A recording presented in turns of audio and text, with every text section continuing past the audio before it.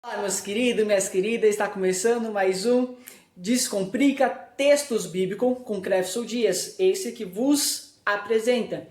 Nós temos um vídeo incrível, mas antes de começar o vídeo, deixa seu like, se inscreva no canal, deixe o seu comentário que é muito importante e vai ajudar muito.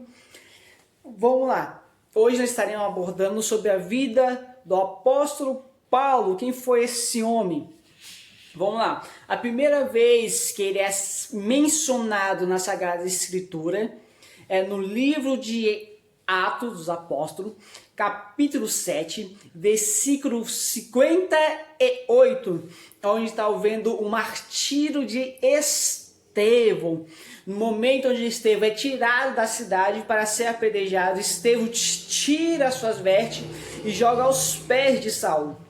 Nesse momento, é a primeira vez que ele é sendo citado.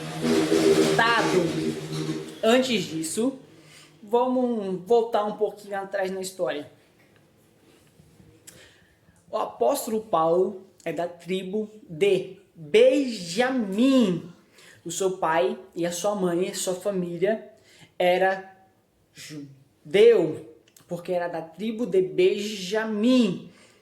Mais para ser específico, de Tais de Cilícia, aonde no século II, em volta do século II a.C., vem havendo o nascimento desse homem, desse missionário, que é revolucionar a história do Evangelho, de Saulo, onde que o pai dele e a mãe dele ensina ele, Paulo, ele cresce, ele nasce no século II, no auge do imperador César Augusto.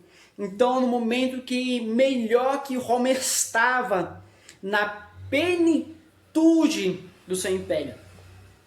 Só quero abrir uma parênteses aqui para explicar. O Império Romano, ele vem com a filosofia dos persas, porque ele é diferente. Nabucodonosor tinha um formato de liderança. Nabucodonosor, quando invadia a civilização, quando ele invadia um país, ele destruía toda a sua cultura, todo o seu povo e levava consigo pessoas cativas, cativeiro, para ser escravo dele servir. Até o momento que levanta Ciro. E Ciro, ele derrota Nabucodonosor, e Ciro tem uma filosofia diferente. Ele tem a filosofia de o quê? Qual que é a filosofia de Ciro? Nesse momento, Ciro também, ele guerreava para ter mais território, mas o pessoal que ele invadia, o país que ele invadia, a aldeia que ele invadia, ele chegava direto aos chefes das aldeias, aos reis das aldeias, e falava, então, eu não vou tomar, não vou levar vocês escravos, a partir de hoje, vocês vai ser minha colônia, vai ser minha propriedade e você vai ter que pagar indulgência, vai ter que pagar impostos para mim. E vocês podem continuar com a sua cultura, você pode continuar com a sua religião, mas você vai ter que me justificar, mandar notificações ao meu império e impostos também. Então é uma rede que ele vai crescendo e ganhando muito poder, respeito por causa disso. E Roma vê nessa mesma filosofia. Então Roma, quando invade Jerusalém, ela faz o quê? Faz colônia. E uma das colônias deles era a tribo de Benjamim, que fazia parte do território romano. Assim como no começo do Brasil, a gente era a colônia dos portugueses. Vamos lá, fechando o parênteses e voltando.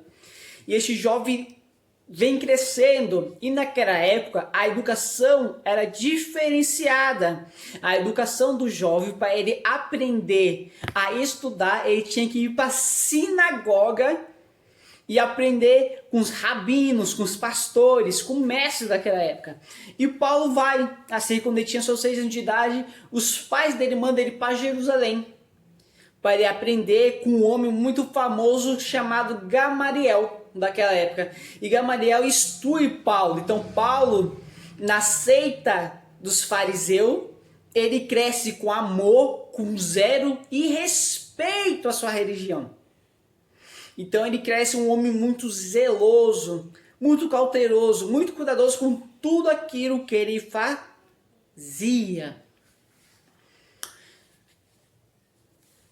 E Cilícia de Tarso, naquela época, era uma notória cidade de educação, como tão célebre como a Antena ou Alexandria, do seu recurso. Então Paulo ele cresce voltado de filosofia, educação eruditas.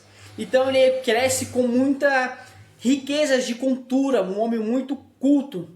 Agora neste momento, voltando para a Sagrada Escritura, este homem vê o martírio de Estevão, no capítulo 7, versículo 52, agora no seu capítulo 8, já do livro dos Apóstolos, do livro de Atos, neste momento, ele começa a fazer o quê?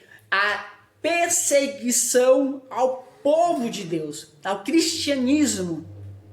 Por quê? Porque como ele estava presente, ele sendo parte do sinédrio, depois desse ato que Estevão morre, ele vira um homem importante e reconhecido pelo sinédrio, então ele é também um dos homens que fazia parte do sinédrio, um dos 76 homens importantes. E ele tem a carta de autoridade para perseguir, não só prender, mas também executar aqueles que estavam adorando a Deus.